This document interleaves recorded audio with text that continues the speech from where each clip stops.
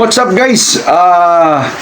May pag-uusapan tayo guys, no? Yung sa duty ng security guard guys ay dapat marunong tayong tumantsa sa mga sitwasyon, especially sa mga kasama natin. Kasi hindi po lahat ng kasama natin sa duty ng security guard ay kakampi mo. Kadalasan yan guys, ang tawag dyan, kumbaga, kuwan ba, kanya-kanyang depensa. Ano ba ibig sabihin nun? Pag-usapan natin. Tara!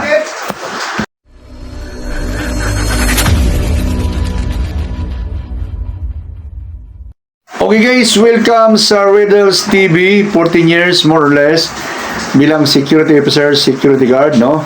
May pag-uusapan tayo guys sa mga katrayduran ng ating mga kasama pag nag-duty tayo ng security guard, no? Pero bago ang lahat guys, baka magulat kayo, may lalaking may earrings at nakasando, parang tambay lang at hindi mukhang security officer, security guard. Palagi yan ang tanong pag kakadadalaw lang sa channel ko. Kasi guys, ako ay isa na pong retired na po ako, hindi na po active, no?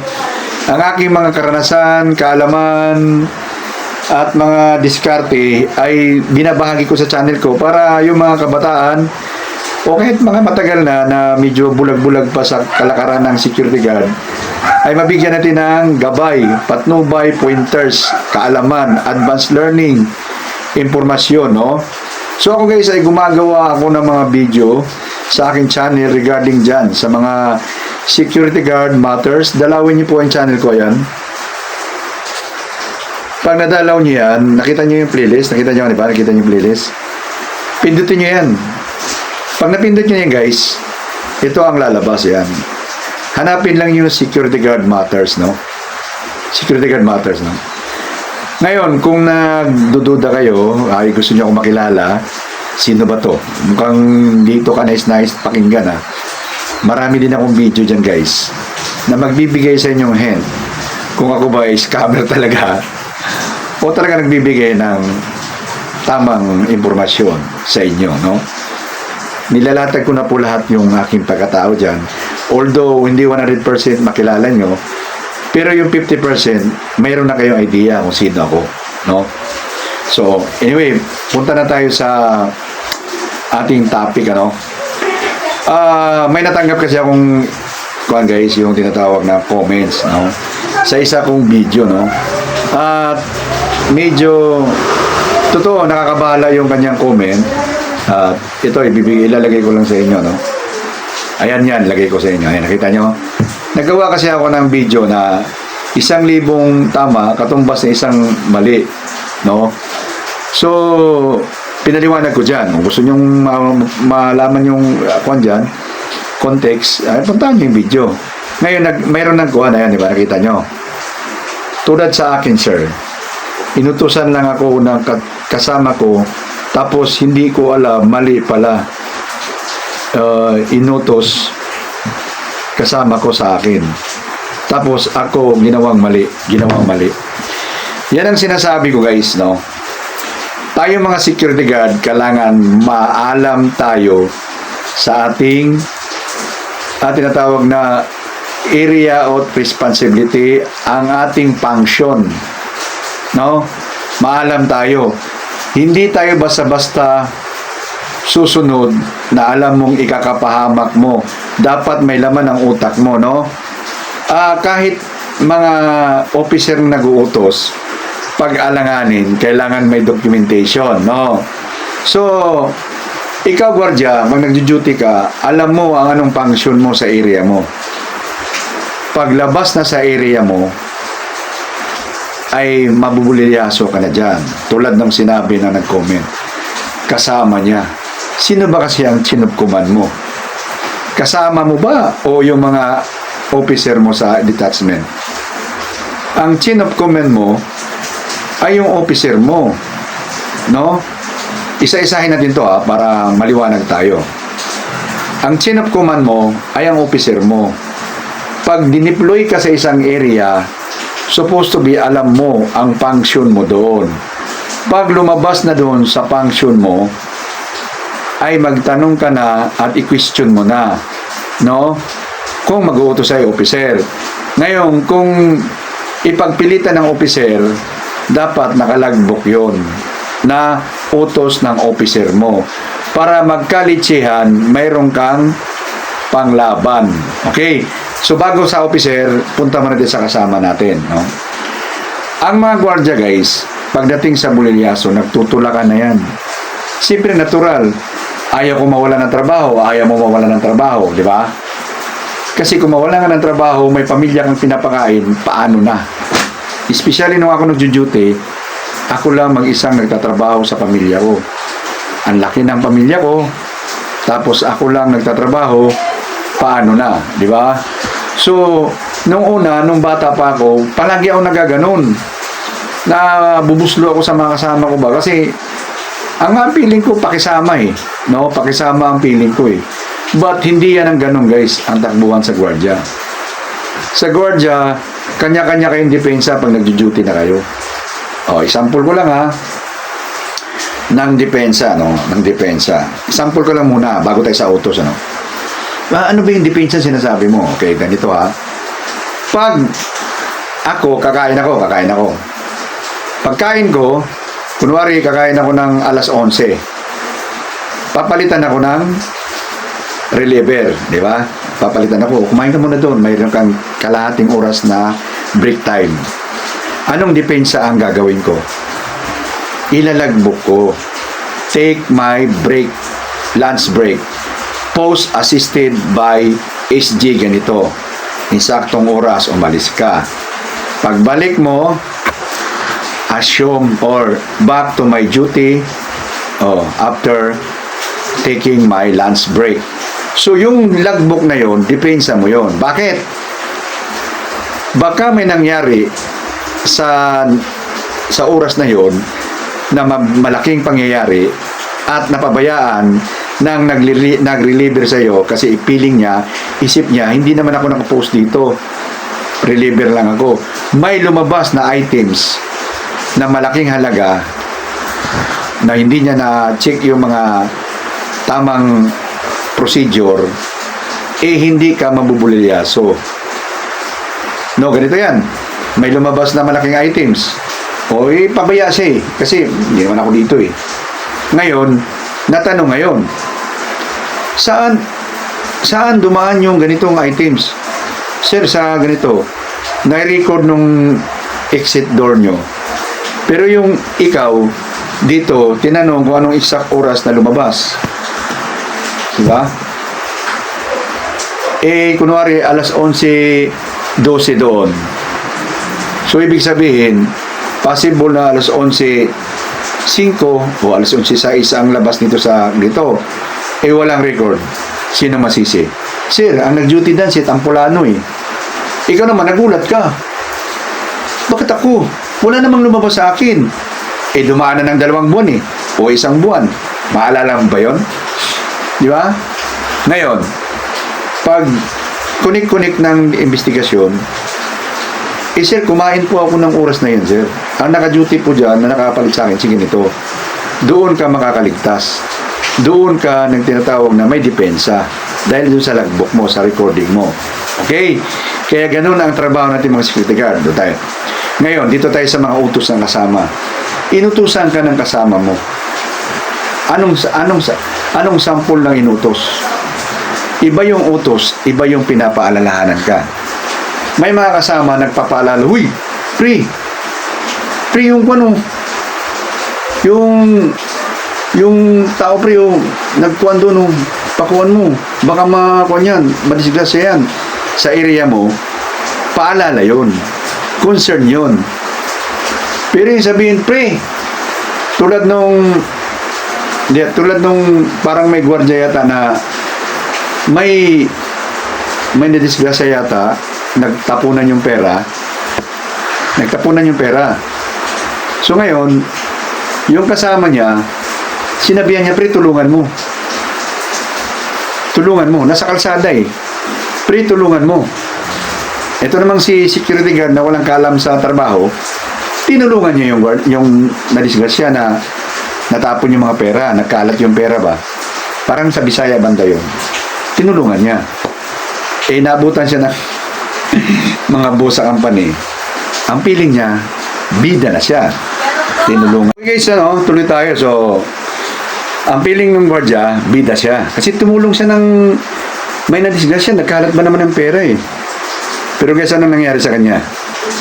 Kinasuhan siya ng abandoning. Bakit? Saan ba siya nakadestino? Kunwari, palagay natin sa entrance ka. Ang entrance, ang area mo, dyan lang sa entrance.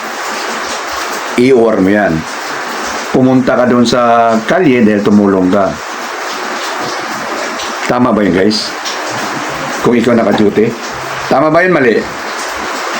Sa makataong damdamin, matulungin ka. No, isa kang matulungin. Pero hindi ganun tatakbo ang trabaho natin.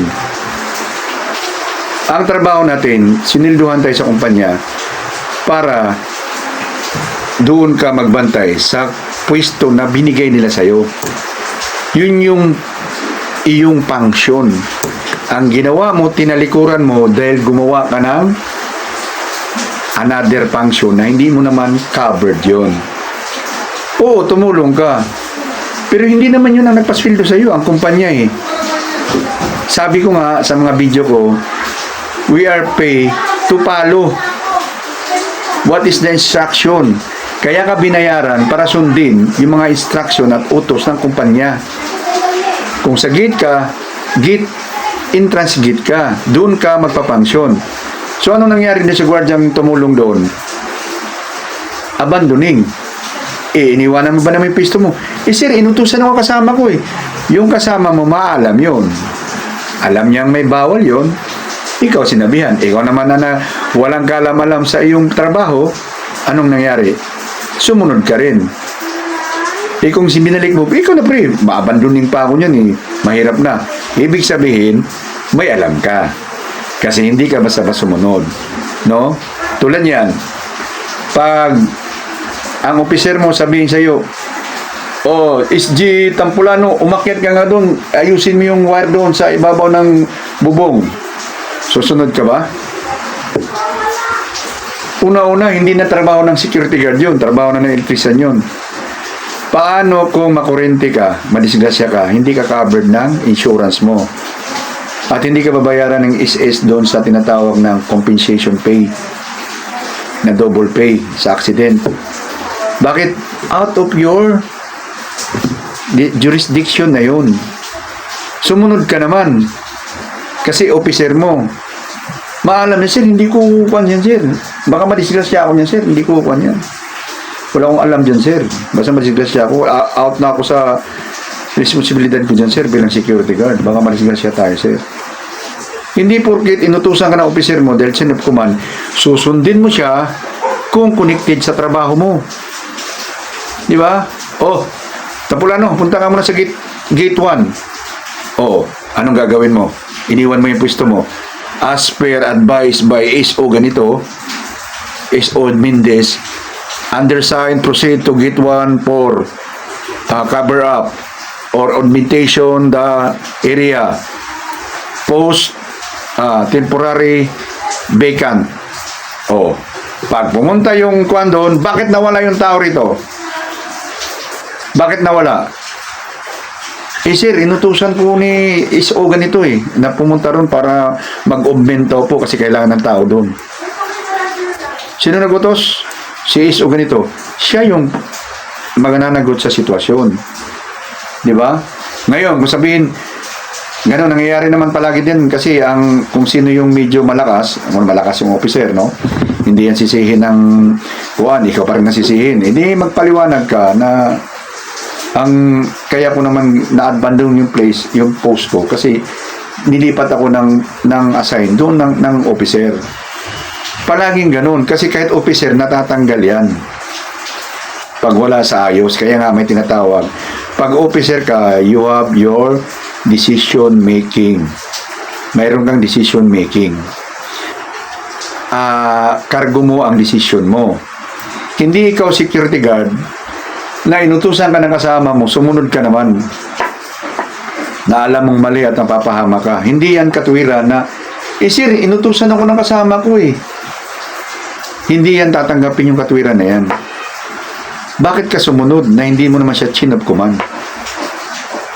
Kaya sabi nun, ako ang ginawang mali. Natural, ikaw talaga ang mali. Dahil supposed to be dapat, ikaw wardya, supposed to be, alam mo ang function mo. Always know your function. Alam mo kung saan ka lalagay. Alam mo kung saan ka gagalaw. Okay guys? Dapat alam natin ang function natin. Hindi tayo sunod ng sunod kasi mahirap yan. Kung malaking kuwan pala, malaking bulilyaso pala o malaking problema pala ang sinunod mo. Lalo na yung tinatawag na last touch. No? Kaya nga tayo pag nag-assume tayo, no? Assume ka. Bago mo i-assume yung place mo, mayroon din akong video dyan guys, no? Mayroon akong video. Bibigyan ko lang kayo ng konting background.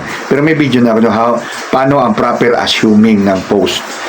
Bago mo i-assume yung post mo, ikutin mo muna lahat, titingnan mo kung may problemang iniwan yung papalitan mo. Mayroon palang bangkay na dun eh. Sinalapak niya dun, may bangkay na pala dun. Pinabayaan, upo ka lang. Sige pre, iwan mo lang yung one dyan pre, okay na yan. Kasi nga, masyado ka lang relax sa duty mo. Remember guys, ang kasama mo ay hindi mo kakampihan. Pag nagka-problema kayo sa duty nyo, kanya-kanya kayong tulakan. Okay? Kaya kailangan marunong kang manigurado. No? Marunong kang manigurado. Kung meron namumuong pagkakaibigan sa inyo, nasa inyo na lang yon. But pagdating sa trabaho, tabla-tabla tayo. Pagdating sa yung kasama ko, makadalasan ko kasama, pupunta sa inuman, feeling close na sila. Pagdating sa duty, badi-badi na tawag. Ito na, nagka-problema na, kanya-kanyang ligtas na. No? So, hindi mo chain of command ang kasama mo. Maging alerto ka pag may sinabi yung kasama mo. Sinasabi ko, iba yung paalala, iba yung inutusan ka. Kunwari, nasa post ka, no? Nasa post, nadaanan ka ng kasama mo. Uy, pre, mayroong nakalatag na wire, oh. I-report mo yan, pre. Kasi, delikado yan. Ikaw naman, ito ko utusan. Sino ka ba? Gaganon ka naman. Hindi utos yun, paalala sa'yo yun. Pasalamat ka. Binigyan ng paalala. No? Pero kung sabihin, pre, may wire dyan, oh. Ayusin mo yan, pre. Baka makurinti yung mga tao dyan, ayusin mo. Yun ang utos. Ikaw naman, inutusan ka na kasama mo. Ginawa mo yun, nakurinti ka. Dahil wala ka namang alam. O kaya, nag-ayos ka. Mayroon kang alam, electrician ka, nagpabilib ka. Eh, paano na? Nag-aayos ka doon. Paano na yung pwesto mo? Napabayaan mo na. What is the function of security guard? To observe and report. How can you observe? How can you perform your duty to observe place? Eh, kung nakatuto ka na doon sa pag-aayos ng wire o sa mga kuwan kasi nga inutusan ka na kasama mo. So, ngayon na yung kakatwiran mo. Eh, sir, inutusan po ako ng kasama ko, sir, eh, kasi ayusin din, baka makurinti. That's not your function. Your function is to observe your place of may kurinting nakalawit na live wire. O, report mo agad para mabigyan ng aksyon. Kung may nakurinti dyan, lalagyan mo ng babala na may kurinti dyan, huwag kayong pumunta dyan. Ganon ang patrabaho mo. Ngayon, kung ka na, in of your duty, nandun pa rin, wala pa rin aksyon. O, inote mo, live wire are still exposed, ganon. So, relay my information to my reliever colleague. O, ganunin mo. Para pag may nakurinti doon, ay sir, hindi ko naman alam na may kuwan pala dyan. Hindi man lang sinabi sa akin ng kapalitan ko. Nakalagbok. Ayan po, nakalagbok. Binigyan ko pong ng babala yan. Nakalagbok po. Kaya pag nagsisihan kayo, walang ibang sisihin kundi yung naka-duty na pabaya na kasama mo. Okay? So, iba yung paalala, iba yung utos. Baka naman hindi kayo marunong differentiate ng dalawa na yan. Ang paalala at utos, sabi ni Riddles, hindi daw ako magpapautos sa kasama ko. Eh, huwag ka talagang sumunod. Kung hindi mo function at out of your jurisdiction. Baka naman sabihin nyo, ano yung jurisdiction, sir? Ano yung jurisdiction? Yung AOR mo, yun ang iyong sakop sa iyong duty. Kung saan ka nakasakop. No? Ano yung function mo doon? Hindi yung one ka, yung tinatawag na nasa sakop ng iyong jurisdiction, pinaalalahanan ka, hindi mo ginawa, mali din yun. No? Basta out of your jurisdiction at inutos sa'yo sa kasama mo, mahirap yun, baka mabulilaso pa ako yun. Siyempre, gawin mo na! Gawin mo kasi, para, mas maganda kung ikaw gumawa. Ganun. Huwag mo iutos sa akin kasi hindi na, labas na sa akin yan. O isumbong niya sa sir, may ganito, sir, may kuwan. Sir, labas na ako niyan, sir, nandito lang ako, eh. Pero, pag sinabi, gawin mo. Gawin mo. Tanggalin mo yung basura dyan. Gawin mo. Dilagbok mo, as per kuwan. Basta may nakakuha na, may naka-support na doon sa utos na officer. Inutos mo. Para kung sa mga in-house na mga kuwan, iba pa naman yung mga in-house, hindi sila nakikinig ng dahilan minsan. Ayaw nila ng dahilan ng mga gwardiya. Kasi bakit? Malakas ang loob nila magtanggal ng gwardiya kasi nga maraming aplikanteng gwardiya. Yabang mga yabang ba? Mga walang pakialam sa mga gwardiya kung magutom, no? Ako ganun ako, palagi ako napapaiyak minsan, naiiyak ako minsan, kasi nga bakit? Ginawa ko lahat Ginawa ko lahat sa trabaho ko para hindi ako matanggal. Pero sa isang maliit na pagkakamali, nagpaliwanag ka naman, pero hindi pa rin nila pinakinggan.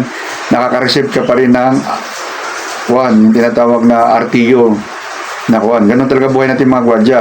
So, kaya ko ginawa itong video na to para ipapalala sa inyo na hindi nyo chinop kuman ang kasama nyo. Huwag nyong sundin. Pag alam nyong iba, sabi ko nga, iba yung paalala niya na concern sa iyo, iba naman yung inutusan ka para mabuliyaso ka. Di ba? Maliwanag, ha? Sabi ko, gininto ko na sa inyo na yung isang gwardiya, nagkalat yung pera sa daan, kailangan tulungan, pero tinulungan niya, instead na pasalamatan siya pa yung natanggal dahil na-abandoning siya. Ano bang dapat action gawin doon? Kung may ganung action, ang gagawin mo lang na tulong doon sa tao ay tumawag ng barangay o pulis para matulungan siya. No? Kunwari, may nadisgrasya sa daan, nadisgrasya na anong pagpuan, hindi ka pupunta ron para mag-imbestiga. Kasi una-una, hindi naman ikaw ang traffic enforcer doon. Hindi ikaw, nandito yung guard. Ngayon, kung pupunta ka ng pulis, sir, may nakita ba kayong anong nangyari sa sitwasyon na to, sir? Anong nangyari? Sir, basta nakita namin, biglang tumawid yung babae, ganun. At ito po yung plate number nung nakasagasa, sir. Ganun ang tawag doon, kumuha ka lang ng impormasyon doon sa pangyayari. Pero hindi yung ikaw yung puporma. May isang kwento, last na to para itapusin natin yung video. May isang kwento na gwardiya, no? Gwardiya. Naka-duty siya. Sumigaw ngayon yung babae kasi hold up. Yung babae sumigaw, hold up daw siya. Hold up! Ito naman si gwardiya, lumabas. Lumabas. Pagkalabas, siyempre nakita siya ng hold upper, tinira siya agad. Tigmaok siya. Yung sitwasyon na, yung senaryo na yun, tinira siya agad ng hold upper eh. Pero kung nangyari, rumuspondi siya sa ng hold up, binaril niya yung hold upper out of his jurisdiction, out of his tinatawag areas of responsibility, out of his job, may kaso ka dun, guys. Sabit ka. Una-una, labas sa jurisdiction mo. Pangalawa, hindi naman pinasok yung iyong area. Diba? Nasabihin mong self-defense ka lang, hindi eh. Concerned citizen ka dun sa nag-hold up. Pabida agad yung gwardiya, lumabas agad. Ano yun? Gumana agad. No? So, nakita siya ng hold upper, siyempre, threat na siya, inuna na siya. Ano ba dapat gawin doon? Observe, verify the situation, then tawag sa barangay or police. Ganun yun. Pag alam nyo may ganun, wag kang lumutang agad. Obserbahan mo lang. Maliban na kung nanay mo na hold up, kapatid mo, ayan.